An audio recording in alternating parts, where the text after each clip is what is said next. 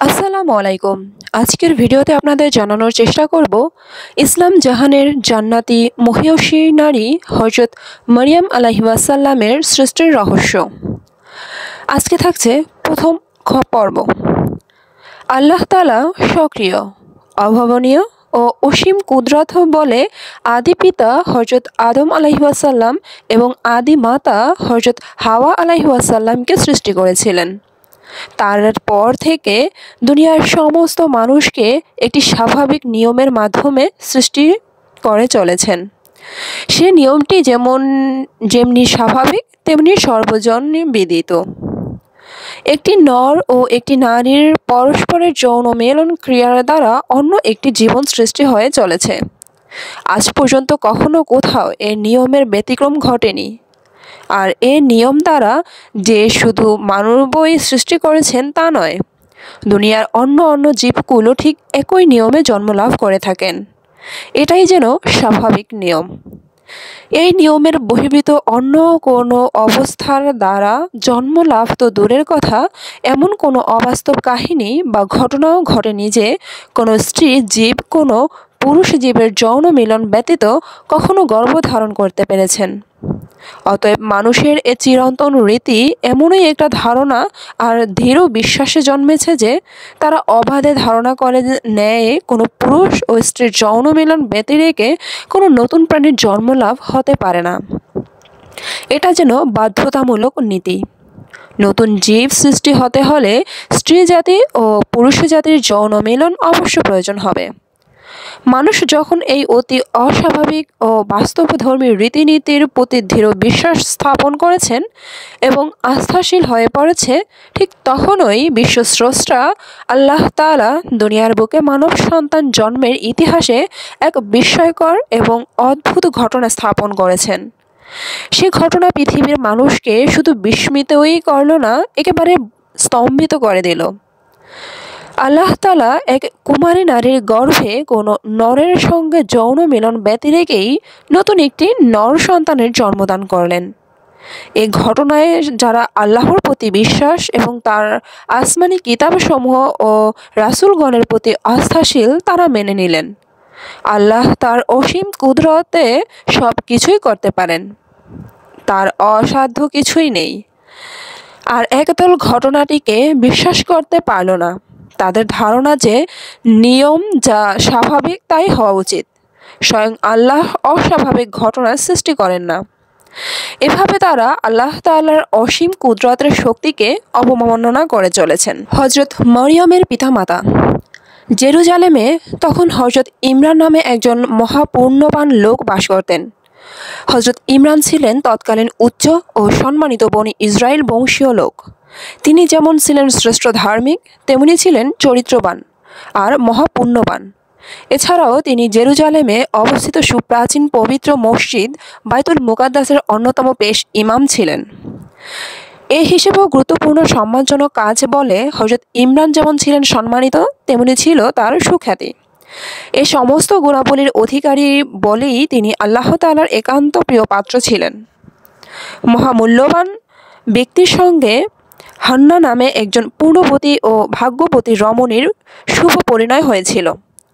তখনকার দিনে পূর্ণবতী হান্না জেরুজালেমের পরম ধার্মিকা ও পূর্ণবতী মহিয়সী নারীরূপে সুপরিচিতি ছিলেন। বংশমর্যাদায়ও হান্না স্বামীর সমপর্যায়ে ছিলেন। হযরত ইমরান ধর্মমান, যশ, খ্যাতি সকল দিক দিয়েই মহাসুখী ছিলেন। দিনরাত তিনি পূর্ণ কাজে লিপ্ত থাকতেন, সেজন্য মানসিক শান্তিরও অভাব ছিল না তার।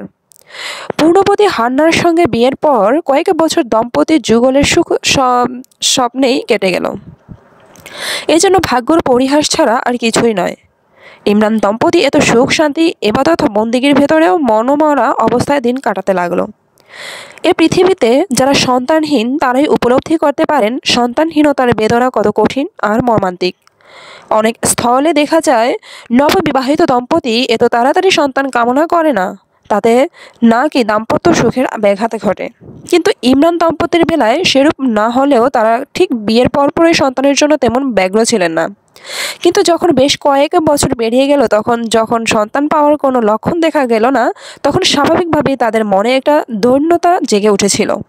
প্রতিবেশীগণ বলাবলি করতে লাগলো, এতদিনেও যখন দম্পতির সন্তানাদি হলো না, তখন এদের বংশ রক্ষার আর কোনো আশা নেই। তাই একদিকে না পাওয়ার বেদনা, অন্যদিকে মানুষের বিদ্রূপ পরিহাসের ইমরান দম্পতি সন্তান লাভের আশায় আরও ব্যাকুল হয়ে উঠলেন। তাদের জীবনের শান্তি নেই, স্বস্তি নেই, শুধু ওই একই দুঃখ। নিবেদিত সন্তান কামনা। ইমরান দম্পতির নিকটে তাদের সুখ শান্তি যেন নিতান্তই হেয় বলে মনে হতে লাগলো। তাদের ধারণা হলো, এই পৃথিবীতে তাদের মতো নিঃস্ব আর দুঃখিত যেন আর কোনো দম্পতি নেই। সুখ শান্তি আরাম আয়ের সবই যেন মিথ্যে আর শূন্য বলে মনে হতে লাগলো। তাদের ঘরে সব কিছুই আছে, কিন্তু কিসের যেন একটা অভাব রয়েছে, কিসের যেন একটা শূন্যতা রয়ে গেছে। যেদিকে তাকান সেদিকেই যেন বিরাট এক শূন্যতা। সেই শূন্যতা শুধু একটি সন্তানের চাঁদ মুখের, সে শূন্যতা একটি কচি কণ্ঠের কলরলয়ের। এই শূন্যতা দূর করার জন্য ইমরান দম্পতি আল্লাহর দরবারে কান্নায় ভেঙে পড়তে লাগলেন। সারা দিন রাত পার্থিব কাজকর্ম পরিহার করে আল্লাহর ইবাদতে মগ্ন থাকেন এবং আল্লাহর দরবারে দুহাত তুলে হৃদয়ের একটি মাত্র বাসনা তৃপ্তির জন্য আকুলভাবে মোনাজাত করতে থাকেন। দু চোখের পানিতে বুক ভেসে যায়। হযরত ইমরান আর পূর্ববর্তী হান্না নিজেরাও বুঝতে পারেন না সন্তানের জন্য তাদের মন এত ব্যাকুল হয়ে পড়ল কেন। পৃথিবীতে বহু লোকেই এরূপ সন্তান লাভে বঞ্চিত আছেন, তাই বলে কি তারা এমন ব্যস্ত হয়ে পড়েছেন? সন্তান লাভের প্রবল আকাঙ্ক্ষা মানুষের মনে যখন সত্যিকারভাবে জাগ্রত হয়, তখন সন্তান না পাওয়ার যে জ্বালা তা ভুক্তভোগী ছাড়া আর কেউ বুঝতে পারে না। এই ভীষণ জ্বালায় মানুষের মন জ্বলে পুড়ে খাক হয়ে যায়। কেহ বা পাগল হয়ে যায়, কেহ বা দুনিয়ার সুখ সম্পদ এমনকি রাজত্ব সকল কিছুর বিনিময়ে একটি সন্তান লাভের জন্য ব্যগ্র হয়ে ওঠে। হযরত ইমরান আর হান্নার দশাও আজ তাই হয়েছে। তাদের কান্নার শেষ নেই, আহাজারির অন্ত নেই। তাদের দুঃখ বেদনার জন্য পশু পক্ষী তৃণলতা আকাশ বাতাসও বেদনাহত হয়ে আল্লাহর নিকট তাদের দুঃখ মোচনের জন্য করুণভাবে আবেদন করতে লাগলো। কিন্তু দিনের পর দিন যেতে লাগলো, ইমরান দম্পতির মনের আশা আর পূরণ হলো না। সন্তান লাভের তারা আর ধন্য হতে পারল না। দেখতে দেখতে আরও বহু বছর পেরিয়ে গেল। তারা এখন বার্ধক্যে উপনীত হলেন, তবু তাদের মনের আশা পূর্ণ হলো না। তখন তারা ভাবতে লাগলো, হয়তো কোনো কারণে তারা আল্লাহর নিকট মহাপাপে অভিযুক্ত, তা না হলে তাদের প্রতি আল্লাহ এমন কঠোর হবেন কেন? এর উপর ধারণা করে ইমরান দম্পতি আল্লাহর কাছে গুনাহ মাপের জন্য তওবা করে নতুনভাবে প্রার্থনার রত হলেন।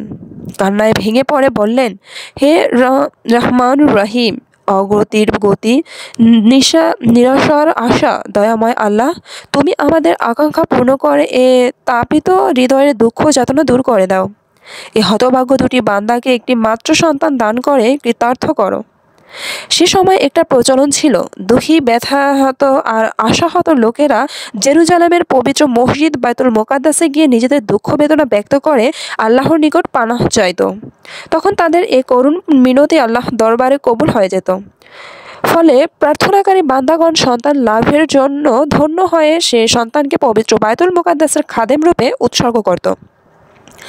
এতদিনের আকুতি মিনতিতে ব্যর্থ হয়ে ইমরান দম্পতিও তাই করলেন। তারা উভয়ে মিলে বাইতুল মোকাদ্দাসের ভেতরে বসে সারা রাত আকুলভাবে কান্নাকাটি করে আল্লাহর দরবারে আরজ করলেন, দয়াময় আল্লাহ, তুমি দয়া করে আমাদেরকে একটি পুত্র সন্তান দান করো। সে পুত্র সন্তান দিয়ে আমরা কোনো পার্থিব লাভ চাইব না, তার রুচি রোজগার ভোগ করার আশাও করি না। যদি তুমি দয়া করে আমাদেরকে একটি পুত্র সন্তান দান করো, তাহলে সে সন্তানটিকে আমরা তোমার পবিত্র মসজিদ বাইতুল মুকাদ্দাসের সেবক রূপে দান করব। আজীবন তোমার সেই বান্দা তোমার ঘরের খাদেম রূপে নিবেদিত থাকবে। দয়াময়, তোমার পবিত্র বাইতুল মুকাদ্দাসের উসিলায় আমাদের বাসনা কবুল করো।